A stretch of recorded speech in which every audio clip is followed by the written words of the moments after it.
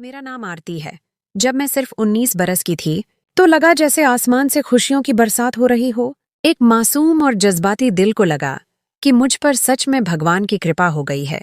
मैंने अपनी जिंदगी का सबसे बड़ा फैसला और शायद सबसे बड़ी गलती एक ही लम्हे में, एक ही सांस में कर डाली।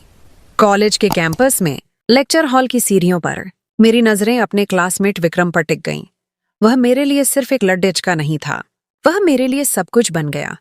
मेरा पहला प्यार, मेरा पहला सपना, मेरे भविष्य का सुनहरा ख्याल। हमारी मोहब्बत ऐसी थी जैसे दो आजाद पंछी एक ही पिंजरे में कैद होने को राजी हो गए हों। हम दोनों एक दूसरे के बिना एक पल भी नहीं रह सकते थे। विक्रम एक अमीर, रूढ़िवादी और बहुत प्रभावशाली हिंदू ब्राह्मण परिवार का इकलौता चिराग था। उसके परिवार की जड़ें बहुत गहरी थीं और उनकी परंपराएं किसी लोहे की जंजीर की तरह मजबूत थीं। वह मुझसे बेपनाह मोहब्बत का दावा करता था। उसकी हर बात में सच्चाई झलकती थी, लेकिन सच यह था कि उसकी जिंदगी के सारे डोर आज भी उसकी माँ, मेरी सास बनने वाली माताजी रोहिणी देवी के हाथों में थे। रोहिणी देवी, एक ऐसा नाम जो सुनने में नर्म और सुशील लगता था, मगर शख्सियत लोहे की तरह सख्त थी।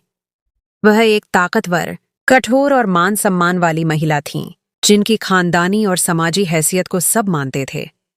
पति की जल्द मौत के बाद उन्होंने विक्रम को माँ और बाप दोनों का प्यार देकर पाला था, और इसी प्यार ने उसे सोने के पिंजरे का कैदी बना दिया था। उनका एक ही मकसद था, वह अपने बेटे की शादी अपनी पसंद और मर्जी से ही कराएंगी। इस सिलसिले में वह न जाने आज तक कितनी ही खूबसूरत, पढ़ी लिखी और मालदार लड्ढाकियों को सिर्फ इसलिए मना कर चुकी थीं कि वे उनके ऊंचे स्टैंडर्ड पर पूरी नहीं उतरी थीं। जब विक्रम ने कांपते हुए लहजे में उन्हें बताया कि उसने अपने लिए खुद लड़की पसंद कर ली है, एक ऐसी लड़की जो उनके खानदान के स्टैंडर्ड और जाति से मेल नहीं खाती, तो यह खबर उनके लिए किसी आसमानी बिजली गिरने से कम नहीं थी। उनकी बरसों की मेहनत और प्लानिंग एक पल में बिखरती नजर आई। उन्होंने फौरन अपने जज्बातों पर काबू पाया और विक्रम से कहा कि वह मुझसे हर तरह के सवाल पूछेंगी। मेरी पढ़ाई, मेरे परिवार, मेरे अतीत, मेरी पसंद नापसंद, यहाँ तक कि मेरे सपनों के बारे में भी। और मैंने सोचा, ठीक है, ये तो रीति रिवाज है, हर घर में होता है। मुझे तो सिर्फ रोहिणी देवी का दिल जीतना है। मगर मेरा यह ख्याल सिर्फ एक कच्चा ख्याल था, क्योंकि मेरी सास का बहुत ही अजीब और गरीब बर्ताव तो अभी शुरू भी नहीं हुआ था। हमारे समाज में आम तौर पर लड्डुचकी को देखने के लिए सिर्फ लड्डुचके की माँ और एक दो करीबी औरतें ही आती हैं, जिनका मकसद सिर्फ यह देखना होता है कि लड्डुचकी सभ्य और सलीकेमंद है। मगर मेरी किस्मत में यह आसानी नहीं लिखी थी। मुझे देखने के लिए 50 से ज्यादा औरतों का एक काफिला आया। ये कोई छोटा परिवार नहीं था, बल्कि एक संयुक्त परिवार का पूरा कुबीला था। यह मंजर मेरी जिंदगी का एक सदमा बन गया। मेरी सास रोहिणी देवी की 4 बहनें थीं, उनके परिवार की सभी बेटियां और बहुएं, उनकी ननदें, उनकी सहेलियां और न जाने कौन कौन, जो सब के सब मुझे, आरती को जांचने, तौलने और परखने आए थे। एक एक औरत का चेहरा शक और सवालों से भरा हुआ था, जैसे मैं कोई पुरानी कीमती चीज हूं जिसे किसी महंगे नीलाम घर में पेश किया गया हो। वीडियो पर आगे बढ़ने से पहले यदि आपने हमारे चैनल को सब्सक्राइब नहीं किया है तो कृपया सब्सक्राइब करें और उसके बगल में घंटी को चालू करें। मैं इस भीड़ डीच को देखकर हैरान परेशान रह गई थी। मेरे माँ बाप का हाल भी कुछ अजीब था, मगर उन्होंने खुद को संभाला और मुझे समझाने लगे, बेटी घबराओ मत, ये सिर्फ देखने ही तो आए हैं, उठाकर थोड़ी न ले जा रहे हैं। उनके लहजे में विनम्रता थी, मगर आंखों में अमीरी की चमक थी। ये तो अमीरों के नखरे हैं और हमारे समाज की पुरानी भूली बिसरी रस्में हैं। लड्डका तुम्हारी पसंद का है और देखो कितना खूबसूरत है। अगर लड्डिच का पसंद कर लिया तो उसकी माँ और रीति रिवाजों को भी सहना पड़ेगा। ये खानदान बहुत बद्दा और दौलतमंद है। मेरे माँ बाप की खुशी असल में मेरी पसंद की जीत से ज्यादा उस अमीरी और रुतबे से थी जो उनकी बेटी को मिलने वाला था। ये सब कुछ मेरे लिए और भी ज्यादा बोझिल हो गया था। मुझे ये रस्में और ये भीड़ दस्तखत नापसंद थी, और इसीलिए मैंने कॉलेज में गंधर्व विवाह को तरजीह दी थी। मेरी ख्वाहिश थी कि मुझे कोई बार बार देखने नहीं आएगा और मैं इन पारंपरिक बंधनों से आजाद रहूंगी। मगर हाय रे किस्मत, जिस चीज से भाग रही थी वही मेरे सर पर आ पड़ी। पूरे 2 घंटे तक उन 50 लोगों ने मुझे बार बार एक एक चीज को गौर से देखा। वह एक दूसरे से फुसफुसाते रहे, मेरी चाल, मेरी कूद काठी, मेरे रंग पर टिप्पणी करते रहे। इस अमल ने मेरे आत्मसम्मान को बुरी तरह जख्मी किया। पहला अपमान, मुझसे कमरे में चलकर दिखाने का हुक्म दिया गया ताकि वह मेरी चाल ढाल को अशराफिया के स्टैंडर्ड पर जांच सकें। दूसरा अपमान, फिर मुझे बैठकर दिखाने की मांग हुई जैसे मैं कोई लचीली गुद्धियां हूं। और सबसे बद्धा अपमान, एक मोटी ताजी और बहुत अहंकारी औरत ने तो यहां तक कह दिया, हमें यकीन नहीं आता कि यह लक्ष्मी खाना बना सकती है। हमारे सामने एक रोटी बनाकर दिखाओ, देखते हैं तुम्हें आटा गूंथना और रोटी बेलना आता है या नहीं। यह एक बाकायदा हुक्म था। मैं शायद दुनिया की पहली नई नवेली दुल्हन थी जो अपनी पसंद की शादी पर इस कदर जबरदस्त गुस्से और बेबसी की हालत में थी। मेरे दिल की गहराई से चीखें निकलने को थीं। मेरा दिल चाहा कि इन सब को बताऊं कि मैं कोई बकरी नहीं हूं जिसे कुर्बानी से पहले सबने आकर तौलना और जांच करना है। इस संयुक्त परिवार के सिस्टम और इनकी अजीब और गरीब रस्मों ने शादी से पहले ही मेरी रूह को परेशान कर दिया था। रोहिणी देवी मेरी शादी ऐसे करवा रही थीं जैसे मैं उनकी अपनी बेटी हूं और मेरी मर्जी का कोई वजूद ही न हो। उनकी हर बात में एक अनदेखी हुकूमत और मिल्कियत का एहसास था। खैर, जैसे तैसे करके भगवान का नाम लेकर शादी की रस्में पूरी हुईं। 7 फेरे हुए और मैं आखिरकार विक्रम की सजी हुई सेज पर उसके कमरे में आकर बैठी। मैंने एक गहरा लंबा सांस लिया और सोचा कि अब इन तमाम अजीब और गरीब रस्मों से जान छूट जाएगी। आज हमारी सुहागरात थी और मुझे पूरा यकीन था कि रोहिणी देवी कम से कम इस कमरे में तो नहीं आएंगी। मैंने विक्रम का इंतजार शुरू कर दिया। मेरे दिल में एक मीठी सी घबराहट थी। आखिरकार मैं और मेरा प्यार अकेले होंगे। मगर मुझे लगता है कि मेरी जबान काली थी या मेरी किस्मत खराब। मेरे ख्याल के बरखिलाफ सुहागरात को रोहिणी देवी बाकायदा मेरे कमरे में आ गईं। उनके चेहरे पर कोई शर्मिंदगी नहीं थी, बल्कि एक फतेह वाली मुस्कुराहट थी। मुझे लगा कि कोई नसीहत या लेक्चर देने आई होंगी और फिर चली जाएंगी, लेकिन उसके बाद जो हुआ उसने मेरा बचा खुचा दिमाग भी खराब कर दिया और मेरे सभी रोमांटिक ख्यालों को तोड़ डाला। रोहिणी देवी ने एक सर्द और रौबदार लहजे में कहा, तुम इस कमरे में नहीं रह सकती। तुम्हें मेरे साथ मेरे कमरे में आकर सोना होगा। मेरे गुस्से की आग 7वें आसमान पर पहुंच गई और मैंने बेबाकी से कहा, यह किस तरह की बात है? क्या ये कोई मजाक है? उन्होंने फौरन मेरे जुमले को काट दिया और चेतावनी दी, शर्म करो बहू, एक दिन की दुल्हन इस तरह से फरफर नहीं बोलती। यह हमारी पीढ़ियों पुरानी खानदानी रस्म है जिसे हर लड़चकी को निभाना होता है। उनकी आवाज में एक ऐसा जोर था जो हर मुखालिफत को कुचल सकता था। उन्होंने इस रस्म को एक नैतिक स्टैंडर्ड बना दिया। अगर कोई लड़की यह रस्म नहीं निभाती तो उसे बेशर्म कहा जाता है। तुम्हें 3 दिन तक मेरे कमरे में आकर सोना होगा। इसके बाद तुम जानो तुम्हारी जिंदगी। कोई तुम्हें कुछ नहीं कहेगा, लेकिन यह रस्म पूरी करनी होगी, वरना तुम्हारी आने वाली जिंदगी में परेशानियां पैदा हो सकती हैं और खानदान के बड्ढों का घेरजिप तुम पर टूट सकता है। मैं हैरान थी। मेरी सास एक तरफ तो मॉडर्न होने का दावा करती थीं। उनकी जबान से ब्रांड के नाम खत्म नहीं हो रहे थे। उनके कपड़े बहुत महंगे थे। और दूसरी तरफ यह एक बहुत ही पुरानी और अजीब व गरीब रस्म पर पूरा यकीन रखती थीं। मेरा दिल चाहा कि चिल्लाकर कह दूं, मैं कहीं नहीं जाऊंगी, इसी कमरे में रहूंगी। मगर उनकी शख्सियत का रौब और उनका शारीरिक वजूद मेरे सर पर खड्डा था। जब उन्होंने देखा कि मैं अपनी जगह से टस से मस नहीं हुई, तो उन्होंने मेरा बाजू पकड़ा और कहा, उठो और चलो, देर मत करो, कहीं विक्रम इस तरफ ना आ जाए। वह भी थका होगा, उसने इसी कमरे में सोना है। फिर जो उन्होंने कहा वह मेरे अपमान की आखिरी हद थी। साथ ही उसके कुछ दोस्तों ने भी इसी कमरे में सोना है, इसलिए तुम्हारा यहां रहना ठीक नहीं। मेरी सास मुझे अपने साथ ऐसे घसीट कर ले गईं जैसे मेरी शादी उनके बेटे से नहीं बल्कि किसी नौकरानी की हुई हो। जैसे किसी बच्चे को दुल्हन के कमरे से निकाला जाता है कि यहां तुम्हारा क्या काम। मेरे गालों पर आंसू बहने लगे, मगर उनका दिल नहीं पिघला। वह मुझे अपने कमरे में ले गईं, जहां से एक अजीब सी बू आ रही थी, जैसे पुराने और बंद तहखानों से आती है। उन्होंने मुझे लाकर एक पुराने पलंग पर बिठा दिया और कहा, इस कमरे से बाहर नहीं जाना। मैं थोड़ी देर में मेहमानों को निपटा कर आ रही हूं। मेरे पैरों तले से जमीन निकल गई जब उन्होंने कमरे से बाहर निकलकर दरवाजा सिर्फ बंद ही नहीं किया बल्कि उसे बाकायदा ताला लगा दिया। उन्हें क्या डर था कि मैं भाग जाऊंगी। अगर मुझे भागना होता तो इस घर में क्यों आती। मुझे अपनी अक्ल पर अफसोस करने का दिल कर रहा था कि मैं अपना फोन अपने कमरे में भूल आई। कम से कम अपने पति विक्रम को फोन तो करती और उसे बताती कि यह सब क्या हो रहा है और मेरी कितनी बेइज्जती की जा रही है। मुझे याद है विक्रम ने मुझे तसल्ली देते हुए कहा था कि उसकी माँ बहुत ही अजीब हैं और उसे बहुत प्यार करती हैं, इसलिए वह हर तरह से मुझे चेक करने की कोशिश करेंगी।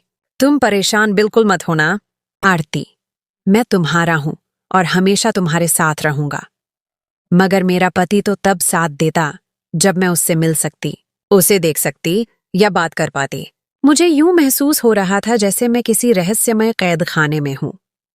पहली रात मैं शादी की रस्मों की थकान और जज्बाती तकलीफ की वजह से इतनी थकी हुई थी कि जल्द ही सो गई। मुझे याद भी नहीं कि रोहिणी देवी कब कमरे में वापस आईं और कब सोईं। मगर सुबह जब जागी तो मेरे सर में बहुत जोर से दर्द हो रहा था।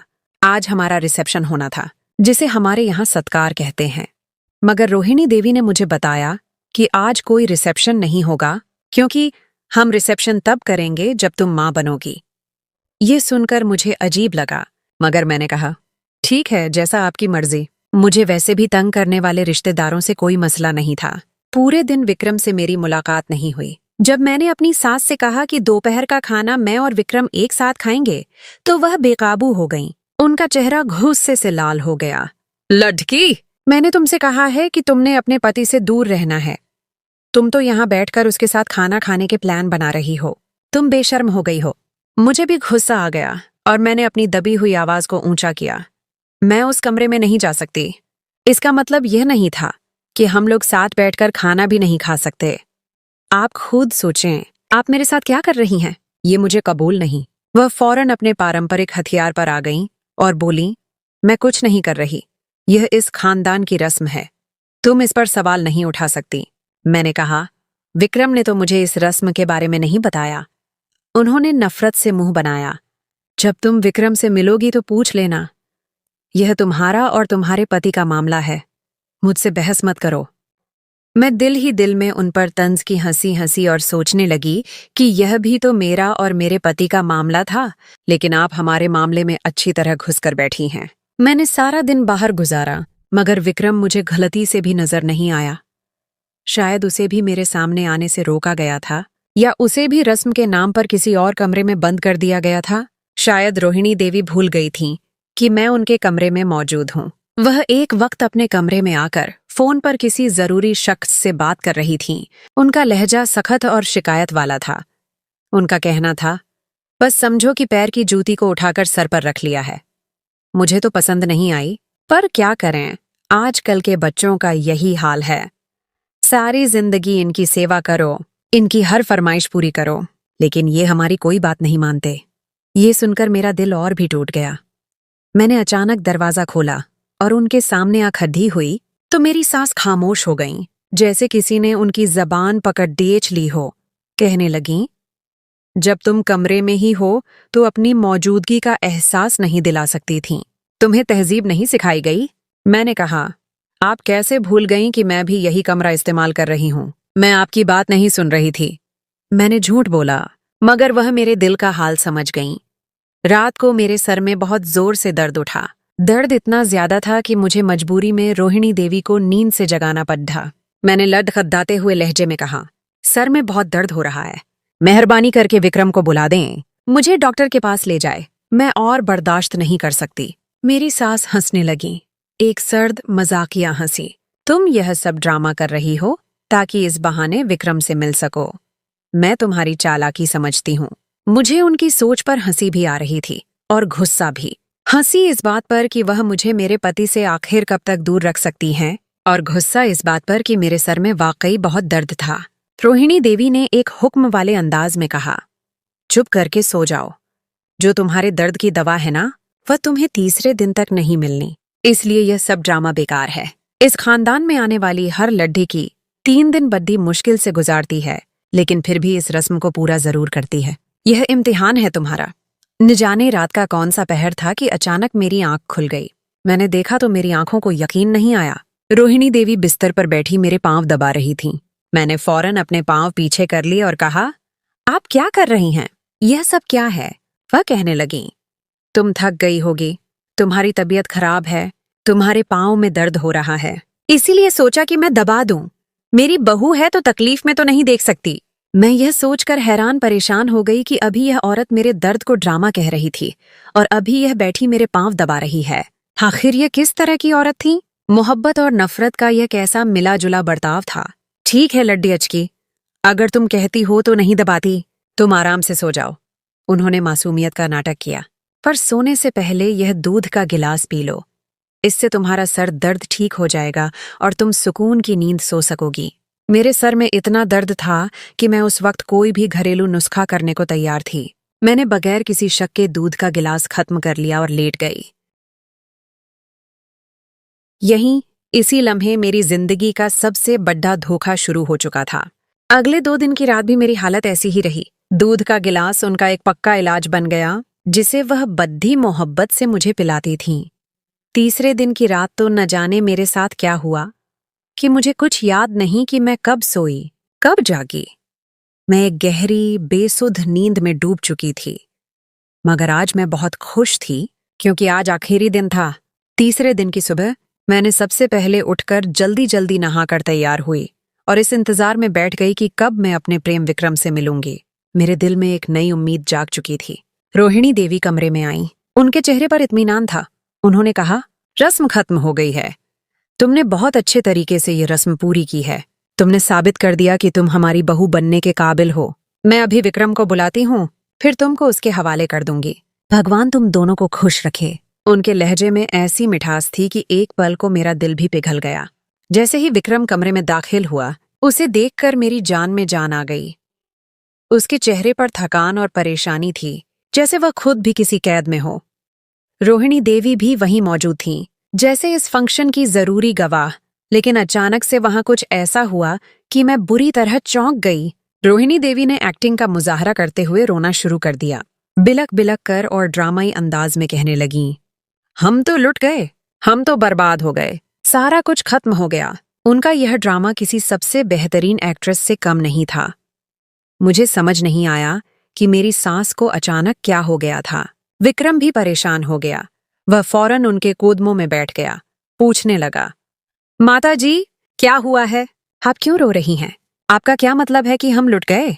उन्होंने बनावटी तरीके से हिचकियां लेते हुए कहा, शुक्र है कि मैंने यह रस्म की, क्योंकि इस लड़ेचकी का मुझे 3 दिन में पता चल गया है कि इसके अंदर क्या है। सारी सारी रात न जाने किससे बातें करती है।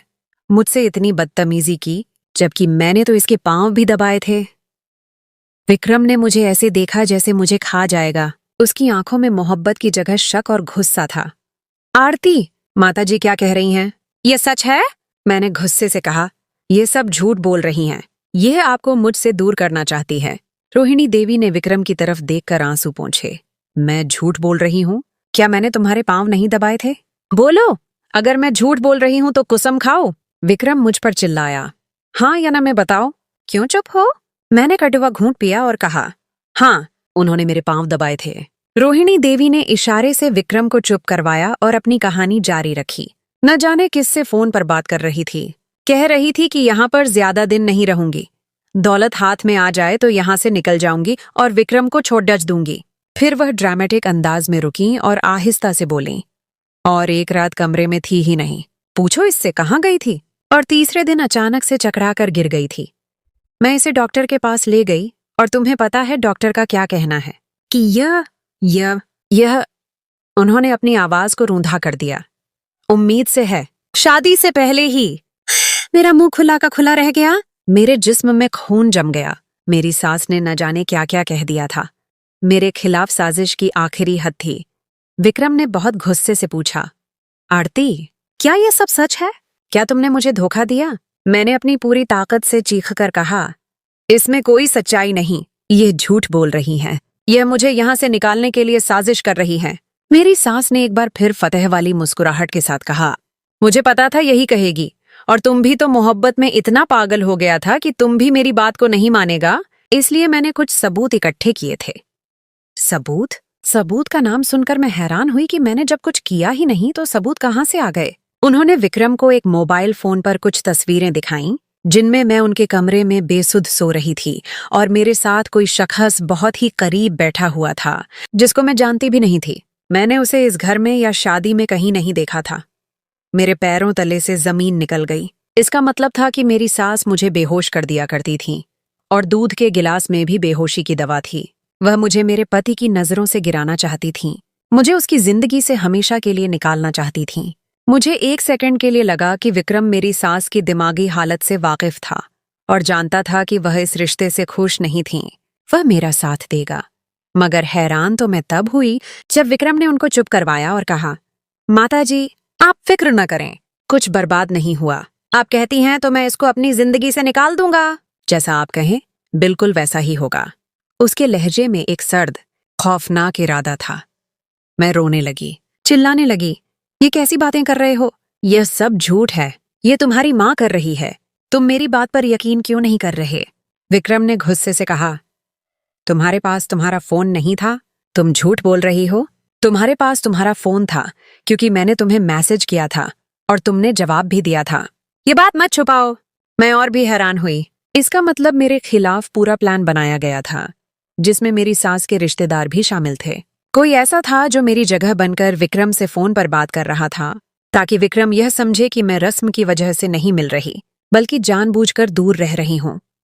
मैंने तुम्हें कहा था कि तुम मुझे अपनी तस्वीर भेजो, लेकिन तुमने कहा कि रस्म है और तुम नहीं भेज सकती। मुझे लगा कि तुम हमारे खानदान की रस्म इतने अच्छे तरीके से निभा रही हो, लेकिन असल में तुम मुझसे बेवफाई की रस्म निभा रही थी। मैं तुम्हें अपनी जिंदगी में एक पल कभी नहीं रखूंगा। विक्रम के कान में मेरी सास ने कोई खुफिया बात की। मुझे नहीं मालूम दोनों में क्या बात हुई, लेकिन इस बात को सुनने के बाद विक्रम का वजूद कांपने लगा। उसकी आंखों में आंसू आ गए, जैसे उसका दिल टूट गया हो। उसने इसके बाद कोई बात नहीं की और वहीं खड्डे खड्डे मेरा रिश्ता हमेशा के लिए खत्म करने का ऐलान कर दिया। मैं जमीन पर ऐसे बैठी कि जैसे मेरे जिस्म से मेरी रूह निकल गई हो। शादी के सिर्फ 3 दिन बाद मुझे अपने पति के हाथों तन्हाई और जिल्लत मिली। मेरी जिंदगी का सबसे बड़ा हादसा हो गया। यह वह कीमत थी जो मैंने पसंद की शादी और अमीर खानदान की बहू बनने के लिए अदा की। मुझे मेरे घर वापस भेज दिया गया। मेरे माँ बाप हैरान परेशान थे। उनके सपने टूट चुके थे। 2 हफ्ते बाद मेरा सामान वापस आ गया तो मुझे मेरी सास रोहिणी देवी की कॉल आई। उनकी आवाज में कोई शर्मिंदगी नहीं थी, बल्कि एक शैतानी जीत का एहसास था। आरती, उन्होंने सख्त लहजे में कहा, तुम मुझसे मेरे बेटे को छीनना चाहती थी, लेकिन मैंने तुम्हारा काम खराब कर दिया। तुमने एक संगलत माँ के जज्बातों को ललकारा था। अब मैं अपने बेटे की शादी अपनी मर्जी से कराऊंगी। मेरा बेटा मेरा सब कुछ है। तुम्हें क्या लगता था कि उसे तुम्हारे हवाले करके मैं बेफिक्र हो जाऊंगी? मैं सुकून से सो सकती थी? कभी नहीं। मैंने रोते हुए मगर मजबूत लहजे में कहा, आपने मेरे साथ यह सब क्यों किया? मेरा तो कोई गुनाह नहीं था। वह बोली, देखो कैसे चालाकी से किया कि तुम बर्बाद हो गई। यह रस्म मेरी सबसे बड़ी चाल थी। वह तुम पर कभी यकीन कर भी नहीं सकता। मैंने हमेशा उसे यही सिखाया है कि इस दुनिया में सबसे बड़ा रिश्ता माँ का होता है। वह मेरा बेटा है। कहते हैं कि दूध का जला छाछ भी फूंक फूंक कर पीता है। अब वह हर लड्डकी को शक की निगाह से देखेगा और आखिर में सिर्फ मुझ पर ही भरोसा करेगा। जब मेरी सास मुझे यह सब कह रही थी तो मेरे अंदर की कमजोर आरती मर चुकी थी और एक मजबूत औरत ने जन्म लिया था। मैंने फौरन एक और फोन पर उनकी आवाज रिकॉर्ड कर ली। यह मेरे बर्बाद होने का सबसे बड़ा सबूत और मेरे बदले का अकेला रास्ता था। और यूं 3 दिन की रस्म ने एक घिनौनी साजिश और एक मजबूत औरत को जन्म दिया। मेरे दिल में अब विक्रम के लिए कोई जगह नहीं थी, सिर्फ अपने आत्मसम्मान को वापस पाने का इरादा था। तो दोस्तों, कैसी लगी आपको आज की हमारी ये शानदार कहानी? मैं उम्मीद करती हूँ कि आपको कहानी जरूर पसंद आई होगी। अगर आपको कहानी पसंद आई हो तो वीडियो को लाइक करें और अपने दोस्तों के साथ शेयर भी जरूर करें। और भी इसी तरह की शानदार और मजेदार कहानियां देखने के लिए हमारे चैनल को सब्सक्राइब कर लें और साथ मौजूद घंटी के बटन को भी प्रेस कर दें। मिलेंगे आपसे किसी एक और शानदार सी कहानी के साथ। तब तक के लिए धन्यवाद।